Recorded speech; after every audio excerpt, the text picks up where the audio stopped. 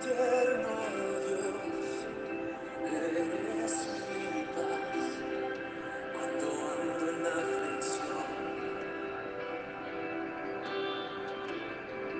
No temeré lo que vendrá, es mi salvación. La palabra para hoy es la obra del Espíritu Santo en los creyentes 4. En los últimos 3 devocionales estuvimos recorriendo la vida del apóstol Pedro y los cambios que el Espíritu Santo hizo en este hombre en la medida que iba creciendo la entrega de su propia vida y poniéndola en las manos del Señor.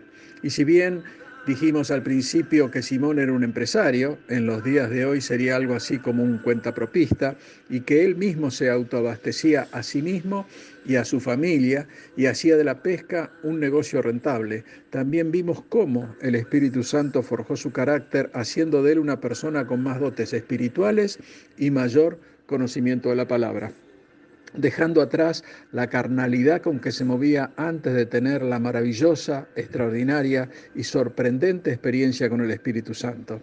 Hoy veremos que ese mismo Espíritu también puso en Pedro dotes de gerenciamiento organizacional y administrativo. Recomiendo leer lo sucedido en el libro de los Hechos, capítulo 6, de los versículos 1 al 7, y veremos cuál fue la estrategia utilizada para la solución del inconveniente que se había presentado. Veamos. El problema de esos días era que en la medida que la iglesia primitiva crecía, había quejas y rumores entre los grupos étnicos que la conformaban, ya que los gentiles decían que no se ocupaban adecuadamente ni de las viudas ni de los griegos que tenían necesidades, y todo porque estaba focalizado en el grupo de los judíos. Esto hizo que se analizara la forma en que se llevaba a cabo cada ministerio. Con el problema en sus manos, Pedro ni siquiera tuvo que pedir la guía del Señor para solucionarlo. Simplemente dejó en claro que no sería justo que ellos dejasen la palabra de Dios para servir las mesas.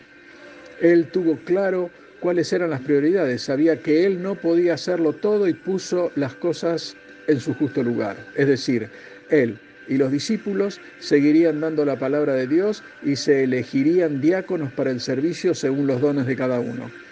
De esta forma, instrumentó un sistema de delegación de tareas buscando primero a las personas adecuadas para cada función.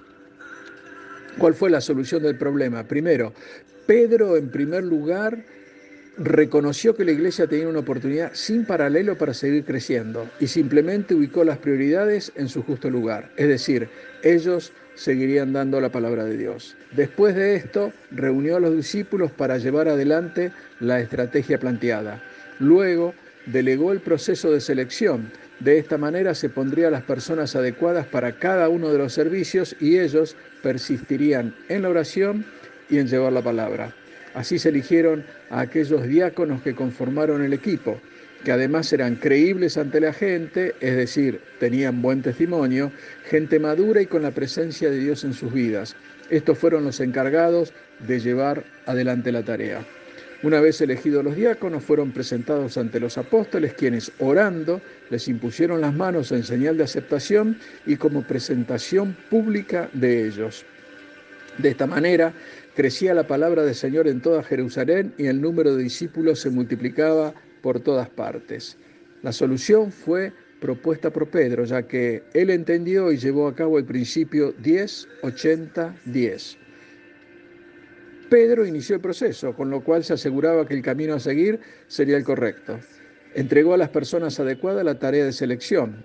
Al final, Pedro analiza y controla que las metas propuestas se han llevado a cabo y autoriza el proceso. En caso de existir alguna anomalía que se detectara, luego del análisis y control, llevaría a cabo las medidas correctivas para un funcionamiento a pleno de los objetivos propuestos. Así, invirtiendo un 20% del tiempo, 10% al principio y 10% al final, se obtienen los resultados deseados.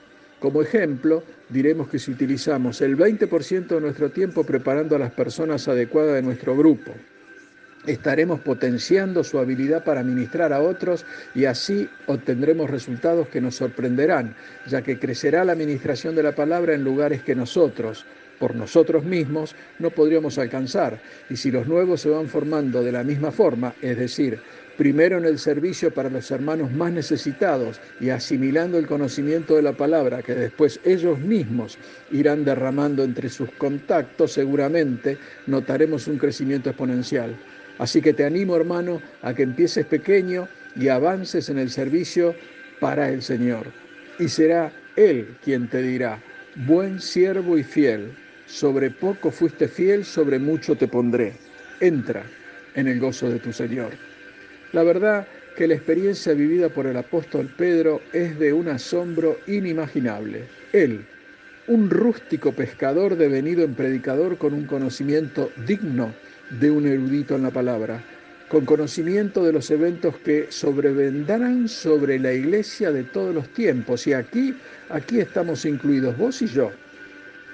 Déjame pedirle al Señor que nos unja con el aceite fresco de su presencia y que cada uno de nosotros podamos gozar el dulce aroma del Espíritu Santo en nuestras vidas y que Él, el mismo Señor, tome estos vasos de barro y que haga con ellos todo lo que está en su santa voluntad y de esta forma podamos alcanzar a muchas más almas y entregarlas a sus pies. Dios te bendice. Amén.